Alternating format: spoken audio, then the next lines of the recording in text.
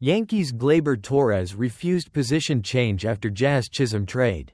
In a recent appearance on Yes Hot Stove, Yankees general manager Brian Cashman revealed some details about the team's intentions with Jazz Chisholm when they acquired him, and how Gleyber Torres' reluctance to change positions factored into the decision. Cashman explained that the original plan was to move Torres to third base and slot Chisholm in at second. However, Torres refused to make the switch, which led to the team's eventual decision to keep him at second and give Chisholm a shot at third base. Despite his lack of prior experience at the position, internal debate on infield roles. The debate within the organization seemed to center around defensive positioning, while Cashman believed that Torres, with his strong arm and poor range, would fare better at third. Manager Aaron Boone preferred to leave Torres at second. Cashman's preference for a move to third may have been a reflection of the Yankees' growing emphasis on defensive improvement, especially after parting ways with Juan Soto. In the end, Torres' resistance to the move led to Chisholm playing third base, where he performed adequately for the team despite his inexperience at the position. Torres' departure and defensive struggles. Despite his strong offensive production at times, Torres' defensive shortcomings were a consistent issue for the Yankees. In 2024, he finished among the worst in defensive metrics, including ranking bottom 5 in both defensive runs saved, DRS, and outs above average, OAA, among second basemen.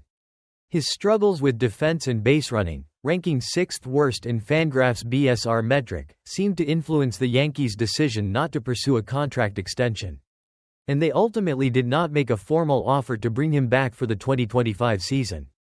A clear shift in direction for the Yankees. With Torres now signed by the Detroit Tigers, the Yankees are moving forward with a different infield look. There will be a spring training competition for the second and third base spots, with Oswaldo Cabrera, Oswald Peraza, and DJ LeMahieu all in the mix. The Yankees appear determined to prioritize defense in their infield, which could be a major factor in shaping the team's roster decisions moving forward. It's clear that while Torres brought value to the Yankees at times offensively, his overall defensive deficiencies, along with his unwillingness to shift positions, played a significant role in the team's decision to let him go. As the Yankees work to build a more defensively focused roster, the infield battle for 2025 is shaping up to be an intriguing one. Hey, baseball fans, get ready for some drama. Because Gleyber Torres is making waves after comments from Yankees GM Brian Cashman hit the airwaves this week.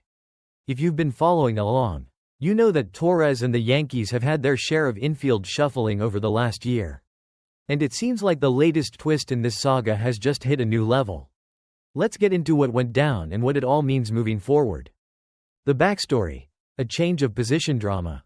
Alright, here's the deal. The Yankees made a big move last summer, acquiring Jazz Chisholm Jr. from the Marlins with the expectation that he'd play second base and Gleyber Torres would slide over to third.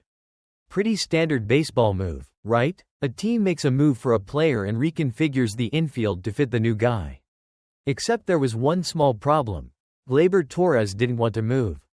In a recent interview on the Yes Network, Yankees GM Brian Cashman confirmed that when Chisholm came over, the plan was to make him the starting second baseman, with Torres shifting to third. But Torres wasn't having it. Despite the Yankees' intention, Torres made his preference clear to stay at second base. And, surprise, surprise, he got his way. In the end, it was Chisholm who found himself learning third base instead. Torres responds, and takes to social media. Now, fast forward to the present day. After the interview aired, Torres took to social media with a bit of a snarky response. He tweeted, "Still," followed by a sleeping emoji and a laughing emoji. Pretty clear he was not thrilled to still be the subject of this conversation. The rest of the post, which he later deleted, said simply, "Just turn," with an emoji of a page turning. Oof. It's clear Torres wants to move on from the drama surrounding his position change. He's made it known in the past that he prefers to play second. And after the season he had, one that saw him struggle with defense, especially at second base, it's understandable why he might be a bit sensitive about his role. A tough year for Torres defensively. Now, as much as Torres wants to put this behind him, the numbers don't exactly back him up. Last season, He led all second basemen with a career-high 18 errors. And advanced metrics didn't paint him in a flattering light. But hey, the guy can hit. His offensive game hasn't been the problem, it's just that the Yankees need him to clean things up defensively. It's an ongoing issue that hasn't gone unnoticed. On the flip side, Jazz Chisholm, who was willing to play anywhere, took to third base and showed some promise. Sure, there were some growing pains, but the metrics were more favorable. And now, with Torres out of the picture, it'll be Chisholm at second base for the Yankees moving forward. The Yankees' infield situation now. So, what does this all mean for the Yankees in 2025? Well, as it stands, they're looking at a bit of a mess at second base. DJ LeMahieu, Oswaldo Cabrera, and Oswald Peraza are the main in-house options. LeMahieu is making $30 million over the next 2 years. But his bat has significantly declined in recent seasons. Cabrera could be a solid utility guy, but he's not quite the long-term answer. And then there's Peraza, who has yet to show he can consistently hit major league pitching. Brian Cashman's been vocal about flexibility, but fans aren't exactly thrilled with the current options. There's talk of a platoon situation or possibly even going outside the organization if they don't find the right guy during spring training. But with spring camp starting soon, there aren't a lot of big names left in the market. It's getting tight, and the Yankees' plans seem a little up in the air. The bottom line, a story to watch. As for Torres, well, it looks like he's ready to turn the page, literally. He's out of New York. And with spring training fast approaching, the Yankees are looking ahead to a new chapter themselves. But with second base still an unsettled position, it's clear there's work to be done. Conclusion. So, what do you think, Yankees fans? Is this an infield in crisis? Or just another bump in the road as the team tries to get it together? And Gleyber Torres, will he find a home where he can thrive defensively? Or has his time with the Yankees already passed? Let us know your thoughts in the comments below. And if you want more baseball drama, deep dives, and everything MLB, don't forget to hit that subscribe button. We've got plenty more content coming your way as spring training gets underway. Thanks for tuning in, and we'll catch you next time on your channel name, where the real baseball stories unfold. Hey, baseball fans, buckle up because we're diving into one of the most dramatic, nail-biting, and downright puzzling trends in Major League Baseball today. Yep, it's time to talk about the state of free agency.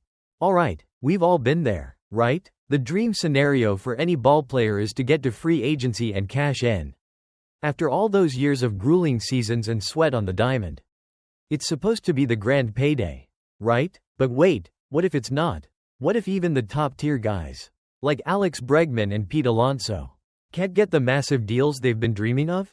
Yeah, we're talking about two-time World Series champs and 40-homer sluggers who can't get the bag they deserve. What does that mean for the rest of the free agent pool? Are the golden days of MLB free agency over? Stick around because we're going to unpack how we got here, why it's happening, and, spoiler alert, the MLB might be headed into a full-blown economic storm. Let's get into it. Before we start though, smash that subscribe button and let's dive in. A changing free agent landscape. What went wrong? Now let's rewind a bit. Free agency used to be the golden ticket for players. Think about it, 6 or 7 years with a team, grinding it out, and then boom, you hit free agency and suddenly, you're the hottest commodity on the market. Teams line up to sign you, ready to give you that big money deal. The sky's the limit. But fast forward to today. And, something's different. Sure, we've seen those historic contracts in recent years. Like Shohei Ohtani's jaw-dropping $700 million deal with the Dodgers. Or Juan Soto's mind-boggling $765 million deal with the Mets. But wait, these aren't exactly the rule, they're the exception. Here's the kicker. While teams are throwing insane money at the likes of Ohtani and Soto, when it comes to older players, teams are getting way more cautious.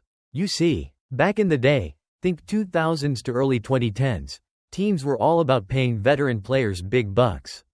Even as they neared their 30s. We saw it with stars like Albert Pujols and Miguel Cabrera, who each landed massive contracts well into their 30s. Sure, they were legends, but let's be real, both their performances declined pretty quickly after signing those deals. And that's where we see the pendulum swing in another direction. MLB is now all about youth. Teams are betting on younger players and looking for bang for their buck. Enter a problem. Free agents in their late 20s to early 30s are starting to feel like yesterday's news. Think about Pete Alonso, one of the most fearsome sluggers in the game.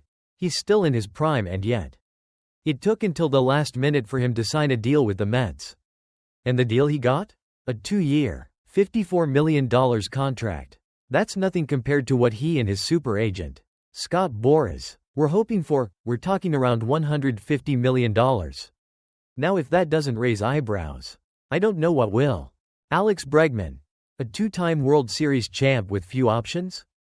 Then, there's Alex Bregman, who is, by the numbers, still one of the top third basemen in the league. His defensive stats are still on point, and he's been a key piece in 2 World Series victories with the Houston Astros. But despite all that, here he is, still unsigned as teams are heading to spring training. Does that seem right? For players like Bregman, Alonso, and other free agents in their 30s, free agency should be the time to cash in. But instead, it feels like teams are more focused on player risk than ever. Why? Because of that dreaded decline phase we see all too often with older players. So, what happens? Big-name players like Alonso and Bregman are getting sidelined for contract talks. And other teams seem hesitant to even throw a lifeline their way. That's not a great sign for free agency as a whole. Mid-tier free agents left in the dust? And if 2 of the most productive players in the league can't get paid what they deserve, what does that mean for everyone else? Think about all those mid-tier and lower-tier free agents out there. The players who may not have the name recognition of Ohtani or Soto but are still solid contributors. Are they even going to get a fair deal anymore? Free agency was supposed to be the pathway to big paydays. But now it's starting to look like that's only true for a very select few. It's Ohtani, Soto, or bust. Sure, we're still seeing big-time deals for certain players. But they are the rarities. Most guys are left waiting around for that perfect opportunity to cash in. The impact on the MLB market. Will a salary cap become a reality? And speaking of money, let's address the elephant in the room. With all this economic tightening, are we headed towards a salary cap? Well, if you ask certain owners, that idea is gaining traction. The complaints about teams like the Los Angeles Dodgers, with their insane payrolls, have been getting louder. Some owners are pushing for a salary cap, claiming that it's ruining the competitive balance of the league. Ironically, the Dodgers are one of the teams best positioned to take advantage of this system. But that's a conversation for another day. The point is, the economics of baseball are shifting. Despite MLB pulling in a record $12 billion in revenue last year, it's not exactly trickling down to the players. It feels like there's a disconnect between the booming revenue and the actual paychecks that help generate it. This is going to be a massive issue when the next collective bargaining agreement, CBA, rolls around. And it's something that could spark an ugly battle between the owners and the players' union. Buckle up for that one. Where do we go from here? Look, baseball's free agent market is facing a serious crisis. And if things continue like this, it could set the stage for an even worse situation in the years to come. Players are getting older, teams are tightening their belts, and the middle-tier talent is being left in the dust. Something's gotta give, whether that's a salary cap or some other drastic measure. The next few seasons in MLB free agency could look very different, and not in a good way. Conclusion. So, what do you think? Are we witnessing the death of the traditional MLB free agent market? Is the system broken? And, more importantly, is the dream of that big payday gone for good? Let me know your thoughts in the comments below. Before you go, make sure to hit that subscribe button and join us for all the drama that's about to unfold in Major League Baseball. Stay tuned for more deep dives into all things baseball. And if you're a fan of drama and heated debates, trust me, you won't want to miss what's coming next. Catch you later, folks. And as always, keep swinging for the fences. Thanks for watching, everyone. We'll be back soon with more updates, hot takes, and whatever else goes down in the world of baseball. See you next time.